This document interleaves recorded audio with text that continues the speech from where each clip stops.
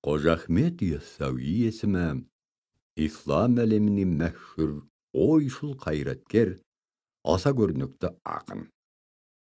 Қазіргі оңтүстік Қазақстандағы Сайрам қаласында өмірге келген, нақты туған жылы белгісіз 1166 жылы қайтыс болған туралы жазбаша деректер бар. Әкесі Шейх Ибрахим өз дәуірінің көрнекті дін қайраткері.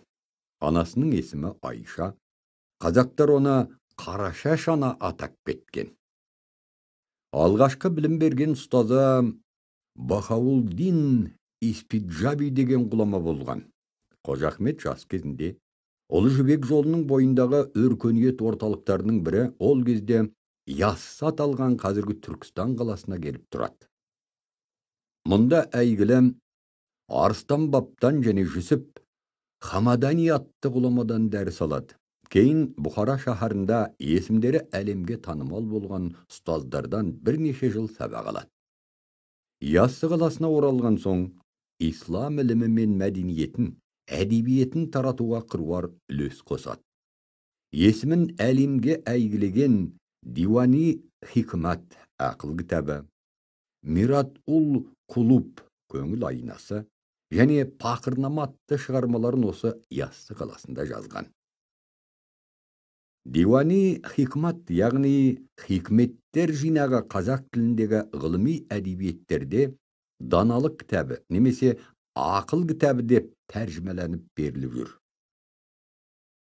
Қожа Ахмет Яссауи хикметтерін адамды имандылыққа, ізгілікке жетелейтін құдіретті күш, айқын бағдарлама деуге болады.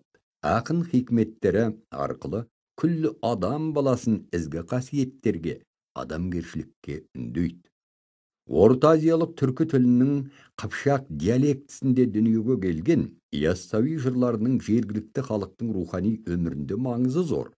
Себебі Қожа Ахмет хикметтері арқылы түркі халқы өз ана тілінде Құран кәрімнің мағынасын ұқты.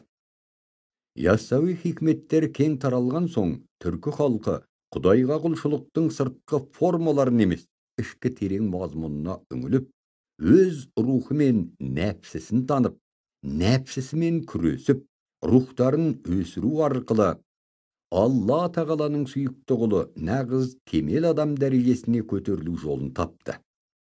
Халқымыздың бойында бар қонақжайлылық, кеңпейілділік, кісі көңіліне қаяу салмауға тырысып, өзінен бұрын өзгенің жайын жасайтын мәрттік, дарқандық сынды ұлы қасиеттердің одан әрі орнығып, ұлттық болмысымызды айқындайтын белгіміз болып қалыптасуында Яссауи хикметтер үлкен қызмет атқарды.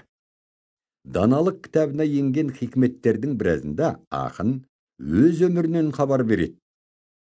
Халық арасына кең тараған Мұхаммед пайғамбардың Миғраж сапарында 400 жылдан кейін дүниеге келетін дін ғұламасының рухымен Алла тағала алдында дидарласқаны, жәннаттан оған арнап алған аманат құрманы Арыстан Бабқа табыстаған туралы аңыз оқиғасын ақын өз хикметтерінде растайды. Яссауи хикметтері адам баласының Алла алдында әділ, ақиқатшыл, кеңпейілді, ізгі жан болуын талап ететін, сондай қасиеттерді қалыптастыруға жол көрсететін, мәңгілік өз мәнін жоғалтпайтын құнды еңбек.